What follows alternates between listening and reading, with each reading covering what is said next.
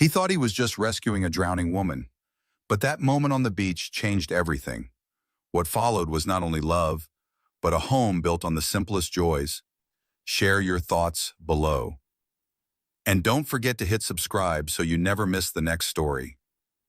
The waves at Cannon Beach had been rough all morning, rolling higher than usual, their white crests crashing against the rocks with a steady roar. Ethan Walker had brought his 6-year-old daughter, Mia, for what was supposed to be a quiet day by the shore. A little sandcastle building, maybe flying the small kite she carried everywhere. But then he saw her, dark hair tangled in the surf, body limp, drifting where the water met the sand. His heart lurched without a second thought. He dropped his jacket, sprinted into the waves, and pulled her toward land. Mia's scream pierced the air. "Daddy, she's not moving." Her small hands clutched at his wet shirt, her eyes wide with terror. Ethan knelt in the cold sand, ignoring the sting of salt water dripping down his face. His chest pounded, his breath uneven, but his hands were steady as he tilted the stranger's head back, checked her airway, and began compressions. 1, 2, 3. Breathe. His voice shook as he barked for someone nearby to call for help, but his eyes never left the woman's pale face. Is she going to die? Mia's voice quivered, her tiny fist trembling against his arm. Ethan forced his own fear down. No, sweetheart, she's not.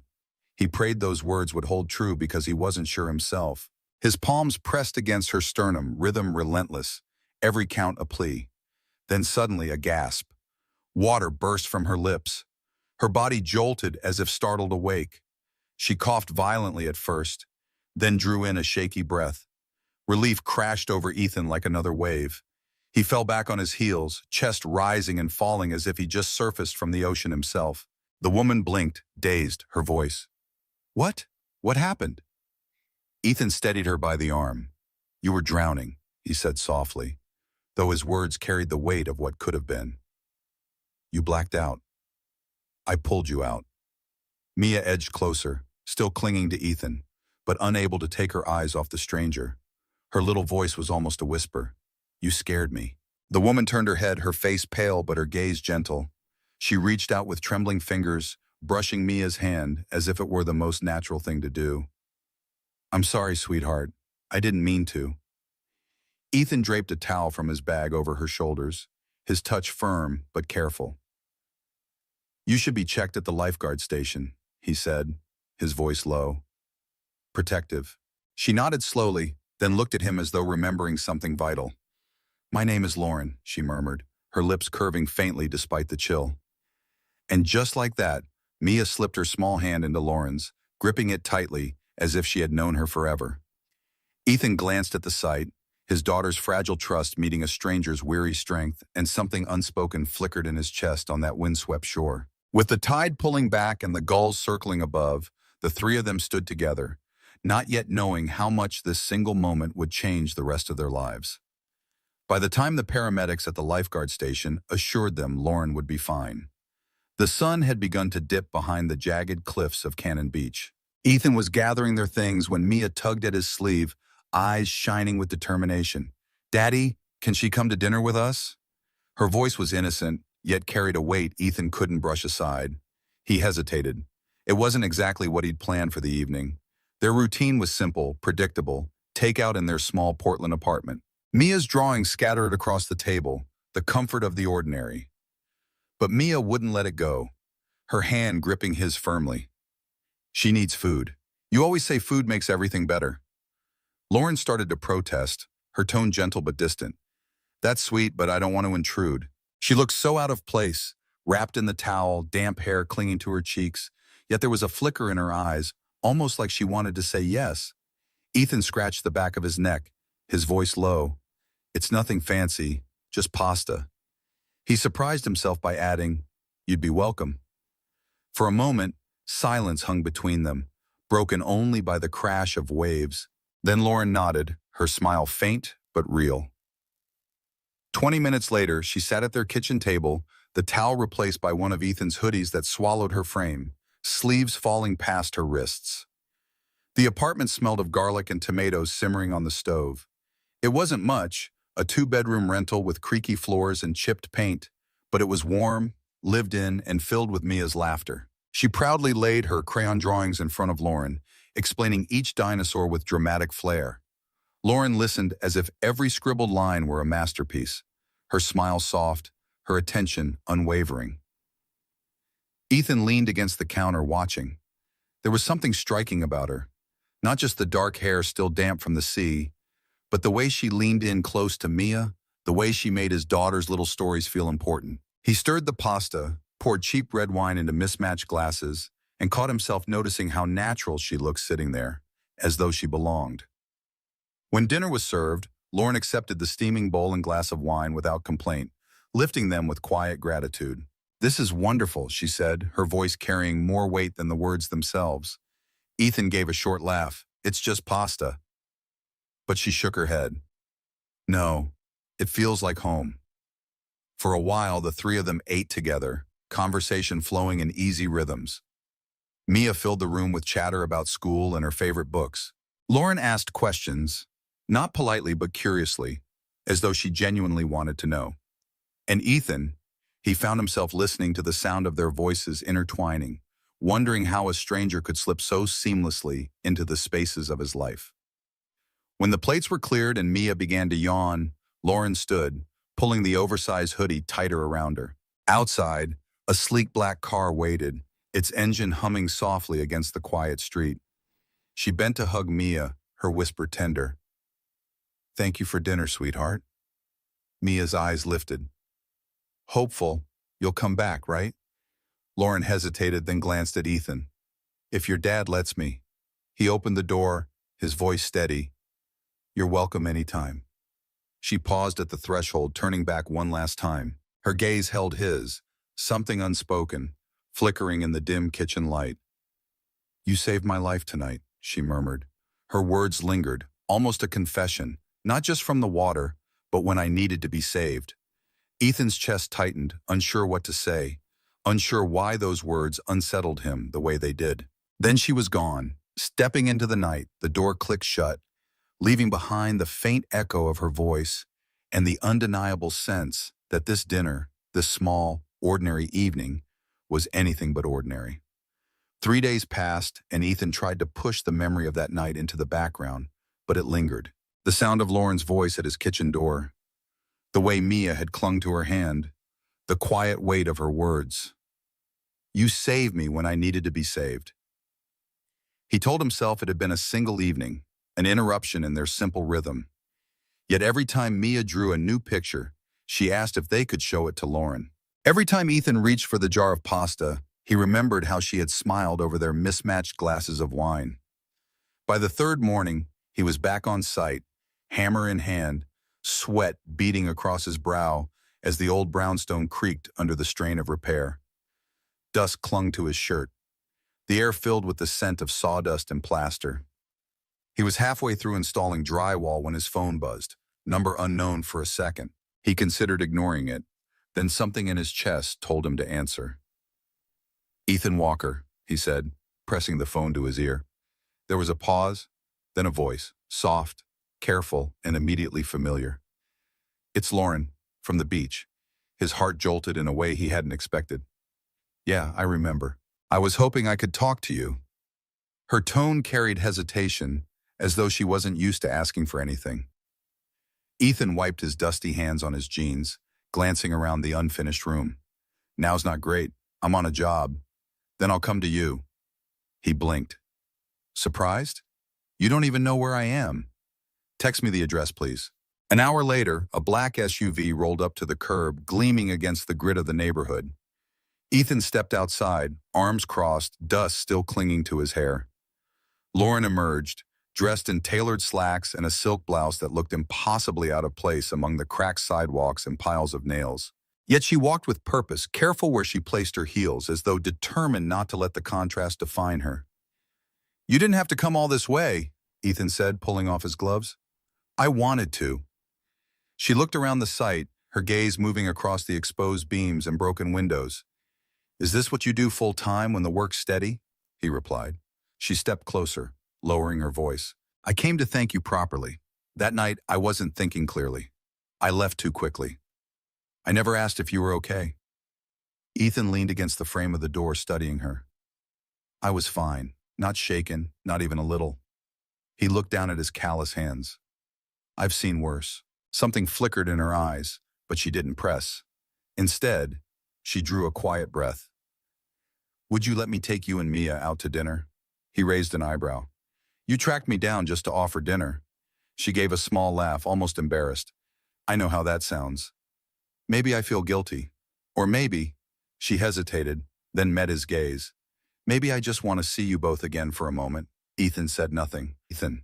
The city hummed around them, a car horn in the distance, the scrape of wood against metal. He thought of Mia's face when she'd asked if Lauren would come back. He thought of the way Lauren had listened, really listened, at their little kitchen table. Finally, he exhaled slowly, a wry smile tugging at the corner of his mouth. All right, dinner. Her shoulders eased, relief softening her features. Saturday night, Saturday works, he said, brushing plaster dust from his shirt. But fair warning, it won't be a steakhouse. Lauren's smile widened, something genuine breaking through the polish. Good. I wasn't thinking steakhouse anyway. And just like that, the door to something more creaked open, fragile, but undeniable. Right there on the steps of an old Portland brownstone. Saturday came with skies clear enough to make Portland feel softer than usual. The kind of day when families spilled into parks, music drifted through the air, and food trucks lined the streets like a carnival. Ethan wasn't sure why he'd agreed. Maybe it was Mia's excitement. Maybe it was the way Lauren's voice had carried something more than guilt when she asked. Whatever the reason, he found himself walking hand in hand with his daughter toward the chaos of Lincoln Park. Lauren was already there, waiting near a taco stand, her hair loose and windswept, a cup of lemonade in each hand. She looked nothing like the woman he'd pulled from the water, and yet somehow exactly the same, polished but present, out of place but unbothered.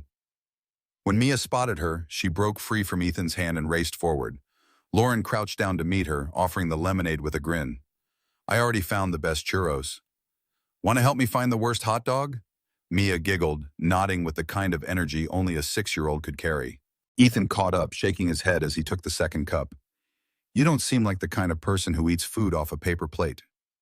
Lauren's smile tilted, amused. You don't seem like the kind of man who installs drywall with perfect seams. But here we are. They moved through the rows together, sampling tacos, fries, sliders, and more. Mia leading the charge with wide eyes and sticky fingers. Every stand they stopped at. Mia insisted on a score out of 10. Lauren played along, dramatic in her delivery, declaring one taco a 6.5 because it dripped salsa on her sleeve, and another a 9 because it made her eyes water from spice. Ethan watched her laugh when Mia dared her to bite into a ghost pepper slider, her eyes watering as she fanned her face with the flimsy paper tray. For a moment, she wasn't the poised woman in designer clothes. She was just someone willing to be messy, to be real. Later, after Mia ran off to chase bubbles with a crowd of kids near the fountain, Ethan and Lauren found a quieter spot beneath the string lights. He studied her for a moment, arms folded across his chest.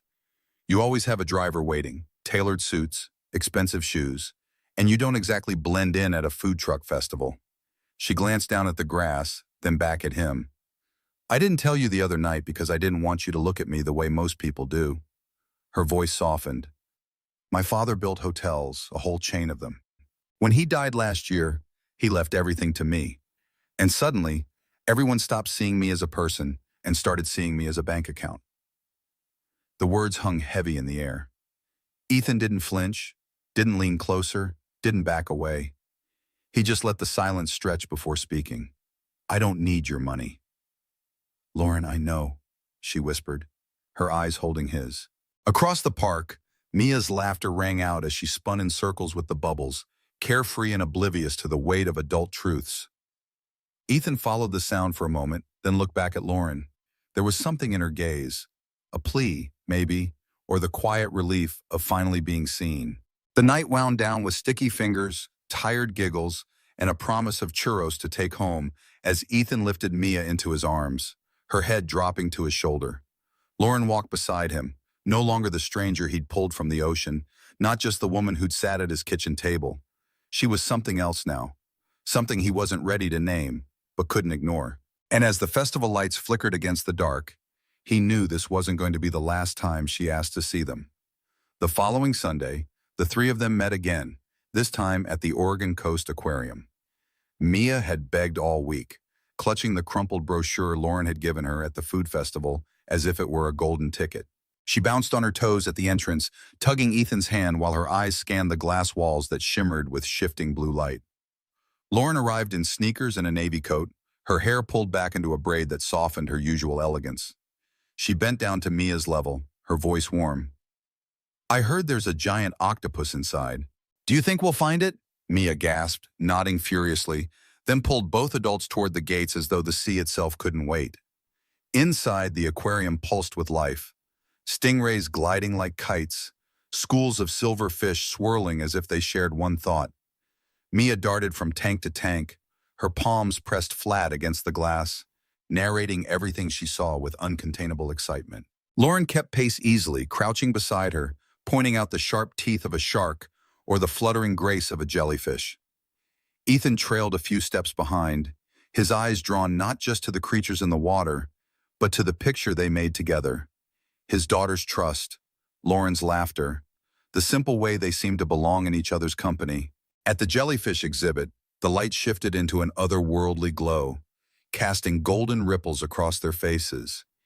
Ethan stood with his arms loosely crossed, watching Mia tap in rhythm to the pulse of the translucent creatures. Lauren moved closer, her voice low. "She's a smart kid, too smart sometimes," Ethan replied, rubbing the back of his neck. She turned her gaze to him, steady and unflinching. "You're doing a good job with her."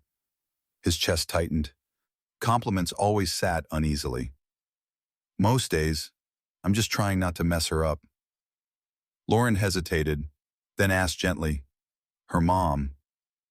The words hung between them heavy, but not prying. Ethan stared at the glowing tank, his voice even, but flat. "She left. No big fight, no lawyers, just a note on the fridge and her keys on the counter. Mia was too." Lauren's eyes softened.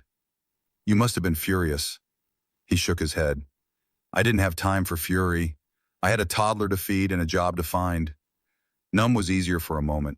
Silence filled the space between them, broken only by the hum of water filters. Then Lauren spoke, her voice quieter than the ripple of the tanks. "My mother left too. I was 9. She said she couldn't breathe in my father's world, so she went to find herself. She sent postcards the first year. After that, nothing." Ethan turned to her, searching her face. "I'm sorry." Lauren gave a faint smile, though her eyes glistened. "I stopped waiting for the mailman when I was 10. The weight of her confession pressed against him, not because it shocked him, but because it mirrored his own. Two people, shaped by absence, standing in front of a glass wall of fragile creatures that survived by drifting together. Just then, Mia came running back, her small hand grabbing Lawrence's. "There's a penguin feeding in 5 minutes. Hurry." Lauren laughed softly, squeezing the girl's fingers. "Lead the way." She glanced at Ethan as Mia tugged them forward. Her smile was small, but it carried something deeper, something unspoken. Ethan walked beside them, shoulders brushing, and for the first time in a long while, he felt the sharp edge of the past dull just slightly. In its place was something fragile, unexpected, and quietly hopeful. The weeks after the aquarium seemed to slip by in quiet rhythm, but something had changed. Lauren no longer felt like a visitor who had stumbled into their lives. She returned again and again, sometimes with board games tucked under her arm, sometimes with tickets to a puppet show Mia had seen in a flyer at school. She never stayed long, never overstayed. Yet, her presence filled the apartment in ways Ethan hadn't realized were missing. Mia grew used to the sound of her knock, the sweep of her coat as she stepped inside, the way she always bent first to greet the child before even glancing at Ethan. "What masterpiece did you draw today?" she'd ask. And Mia would beam, running off to fetch a crayon-scribbled dinosaur or a castle with stars scattered above. Ethan often stood back, watching, part of him wary, part of him unable to ignore how easily Lauren carved a place in the corners of their routine. Then came the night of the snow. Portland rarely froze so heavily, but that evening, Flakes drifted thick against the streetlights, settling on rooftops and fire escapes in muffled silence. Ethan had just coaxed Mia into brushing her teeth when a knock sounded at the door. He opened it to find Lauren, cheeks flushed from the cold, her coat dusted white. She held up a paper bag with a shy smile. "I brought soup. A place in Lincoln Square makes it supposedly. The chef sings while he stirs." He stepped aside, shaking his head with quiet amusement. "You really don't need to do this." "I wanted to," she replied simply, unwrapping her scarf. "Besides, Snow calls for soup from down the hall." Mia's voice rang out. "Who is it?" A second later, she bounded into the kitchen in rocket ship pajamas, eyes lighting up when she saw Lauren. "Did you bring donuts?" Lauren crouched, brushing a strand of hair from Mia's forehead. "Better soup, but I'll trade you a bowl for a bedtime story." Mia grinned. "Only if it's the dragon one." "Deal." Ethan leaned against the counter, arms folded as Lauren followed Mia down the hall. He listened to her voice lift and fall, spinning tales of a dragon who guarded a hidden mountain, and to the peals of his daughter's giggles breaking through the walls. Something inside him tightened and softened at once. It had been years since laughter like that filled the space before bedtime. When Lauren returned to the kitchen, her expression was quieter, thoughtful. She slipped off her coat, her hair damp from melting snow. For a moment, she just stood there, the paper bag of soup on the counter between them, until she spoke softly. "He asked me something tonight." Ethan raised a brow. "What's that?" She smiled faintly, almost sheepishly. "He asked if I was your girlfriend." His breath caught. He hadn't expected that. "And what did you say?" Lauren held his gaze, her voice calm but certain. "I told him I wasn't yet, but that I wanted to try, really try." The silence that followed wasn't heavy, but charged. Outside, snow pressed against the windows, blanketing the city in white. Inside, Ethan felt the ground shift beneath him, an unspoken acknowledgement that they were no longer dancing around chance meetings or polite gestures.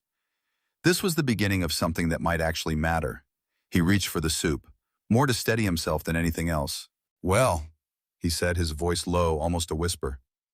"I guess snow has a way of changing things." Lauren's smile lingered, soft and sure, and in that small kitchen filled with warmth and falling snow, a family was quietly, unmistakably beginning to take shape. Winter in Portland pressed on, the kind that seeped into old windows and made Ethan check the heater twice a night. Work had slowed, but one evening the call came.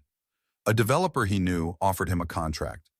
Long-term, steady, twice his usual rate, a hotel downtown, full renovation, months of work. It was the kind of job he couldn't turn away from, the kind of job that would change things for Mia. But the thought of late nights and endless hours pulled at him like an undertow. He told Lauren about it over takeout. Cartons of lo mein spread across the coffee table.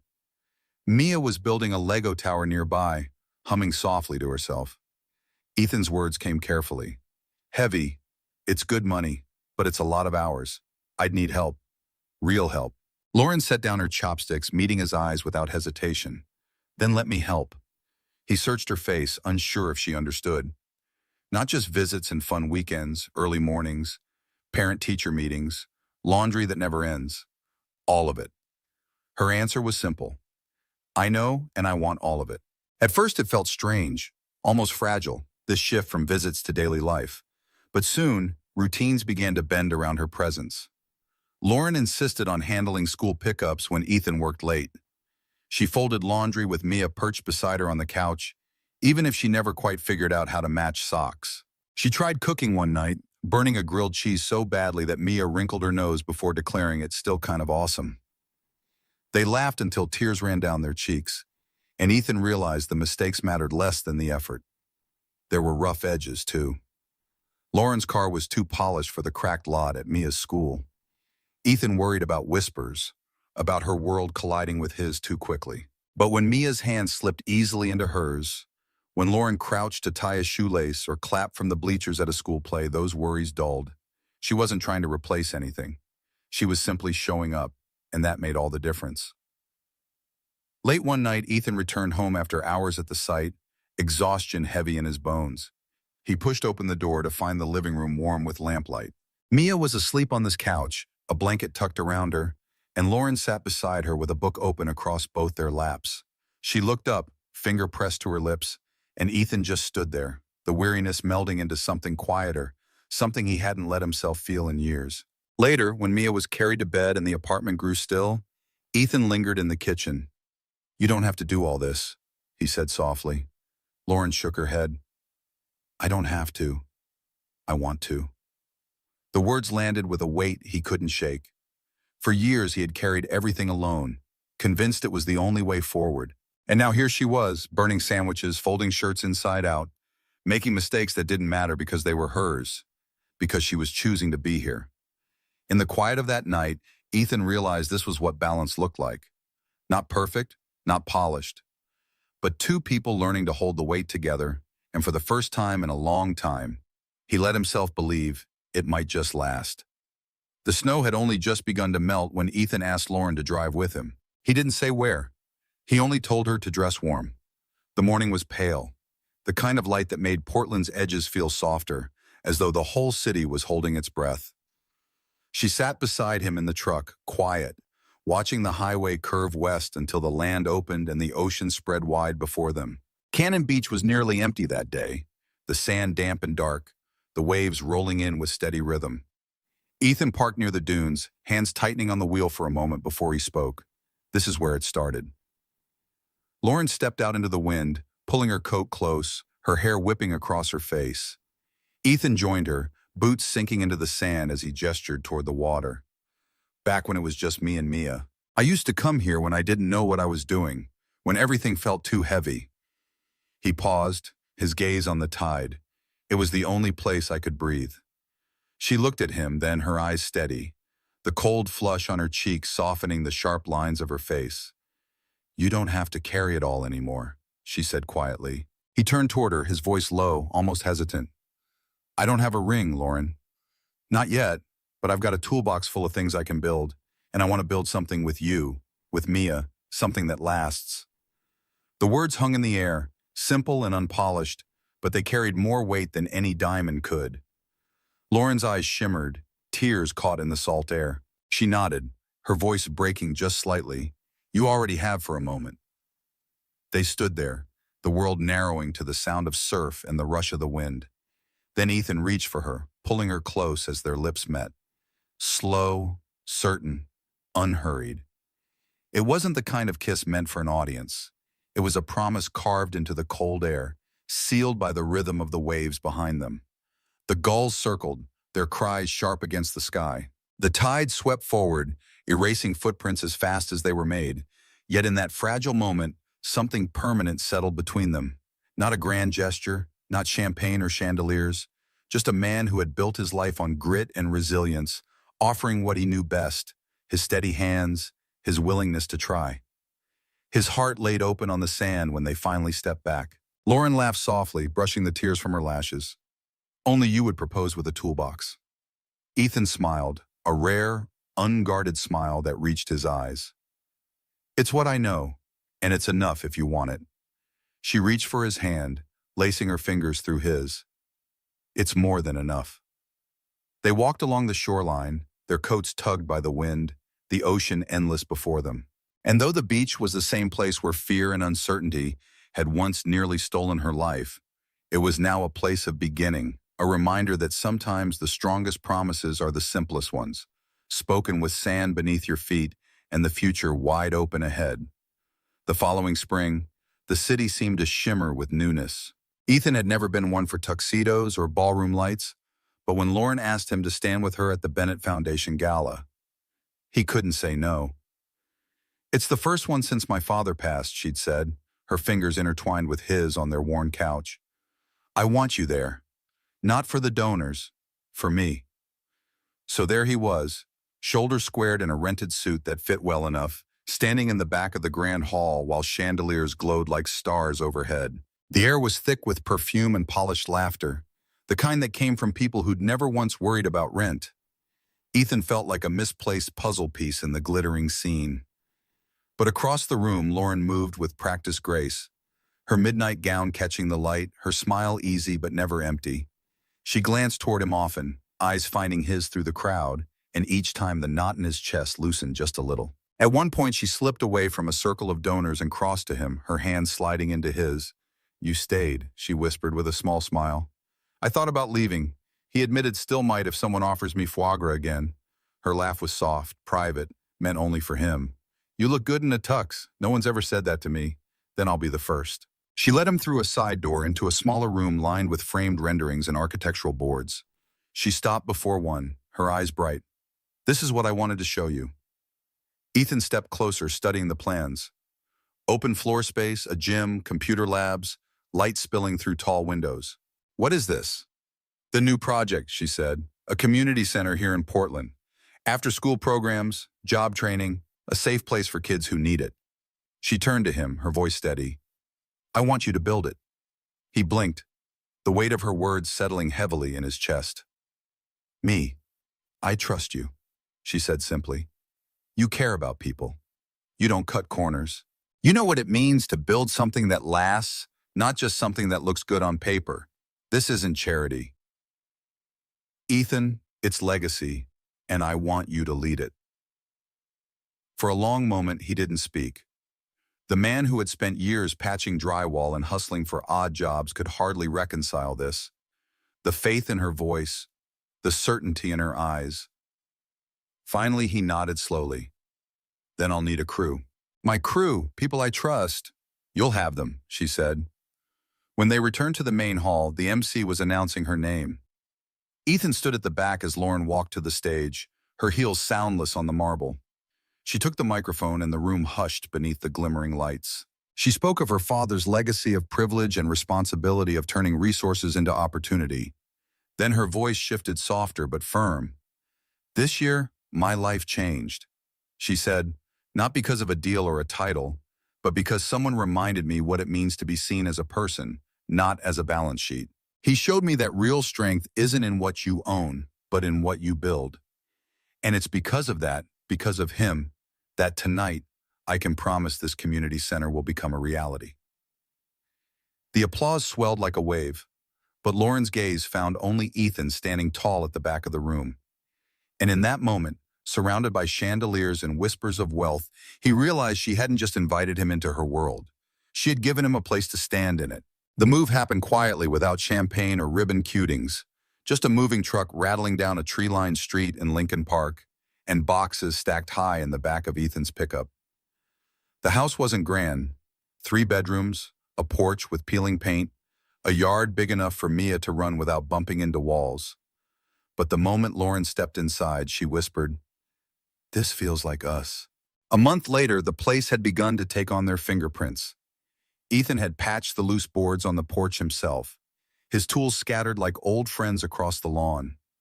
Lauren had chosen curtains with soft blues that caught the light in the mornings, while Mia had declared one corner of her room a future space station, complete with glow-in-the-dark stars. There was a swing now hanging from the porch beam. Ethan had built it one Saturday, Mia handing him nails as if she were his apprentice. That spring afternoon, the sky stretched wide and clear, the kind of blue that begged for kites. Mia darted across the grass, clutching the string as her bright red kite lifted higher and higher. She laughed so hard her voice carried down the block, pure and unguarded. Ethan leaned against the porch post, arms folded, watching her with a look that was equal parts pride and disbelief. Pride at the girl she was becoming. Disbelief at how far they had come to land in this yard, on this street, in this life. Beside him, Lauren sat on the porch steps, a glass of lemonade in her hand, condensation dripping down onto the wood. She was barefoot, her hair loose from its usual braid, her eyes soft as they followed Mia's every leap and stumble. "She looks free," Lauren murmured, as if afraid to break the spell. Ethan nodded. "She is more than I ever thought she'd get to be."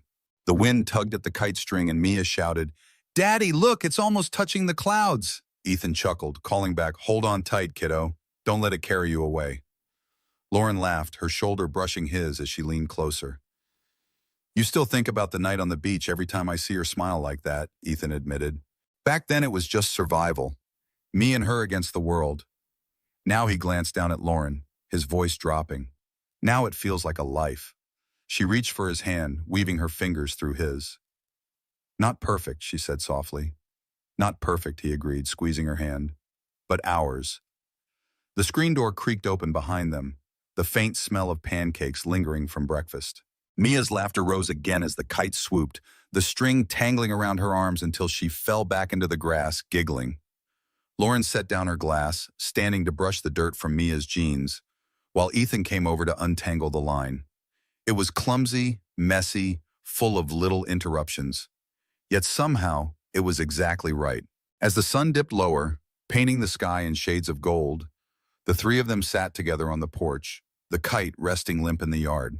There were no chandeliers here, no marble floors, no polished crowds, just a swing creaking gently, a glass of lemonade growing warm, and the sound of a child's contented sigh. Ethan looked from Mia to Lauren, his heart settling into something steady, something he hadn't dared believe in. Happiness, he realized, wasn't in the grand moments. It was in the small ones. Porch swings, messy sandwiches, a kite against the sky, and sitting there with the two people who had become his world. He knew without a doubt that it was enough. Sometimes the most extraordinary stories aren't about wealth or grandeur. In the heartwarming tale of Ethan, a single dad whose simple act of kindness on Cannon Beach saved not just a stranger's life but sparked an extraordinary journey of love and belonging, we uncover a profound life lesson. True happiness blooms not from wealth or grandeur, but from the quiet, authentic connections we forge in our most vulnerable moments. Ethan, burdened by the weight of raising little Mia alone after her mother's abandonment, could have walked away from the drowning woman Lauren, a billionaire heiress disguised in her solitude. Yet, his instinctive CPR and protective embrace opened doors to a world where mismatched wine glasses, burnt grilled cheeses, and kite-flying afternoons became the foundation of a family. This story tugs at our hearts, reminding us that life's richest treasures often arrive unannounced, wrapped in humility and grit. Lauren, drowning not only in the waves but in the isolation of her inherited fortune, found salvation in Ethan's unpretentious world, where love wasn't measured by bank accounts but by shared laughter, bedtime stories, and the willingness to show up day after imperfect day. It's a poignant nudge that we all carry unseen scars, from lost loved ones to unspoken loneliness, and that one compassionate act can rewrite destinies, turning strangers into soulmates and fragmented lives into wholesome homes. In a world obsessed with material success, this narrative whispers that vulnerability is our greatest strength, urging us to embrace the ordinary magic around us, a child's giggle, a hand to hold, or a porch swing under the stars. It evokes tears of recognition for who hasn't yearned for that sense of being truly seen. As Ethan's toolbox proposal symbolizes, enduring love is built with steady hands and open hearts, proving that second chances aren't fairy tales. They're real, raw, and reachable. If this story stirred your soul, reflecting your own experiences of unexpected grace or simple joys, share your thoughts in the comments below. What moment in your life taught you that love conquers all? And don't forget to hit subscribe for more inspiring tales of hope, resilience, and the beauty of everyday miracles that remind us we're never truly alone. Let's keep the conversation going. Your story might just inspire someone else.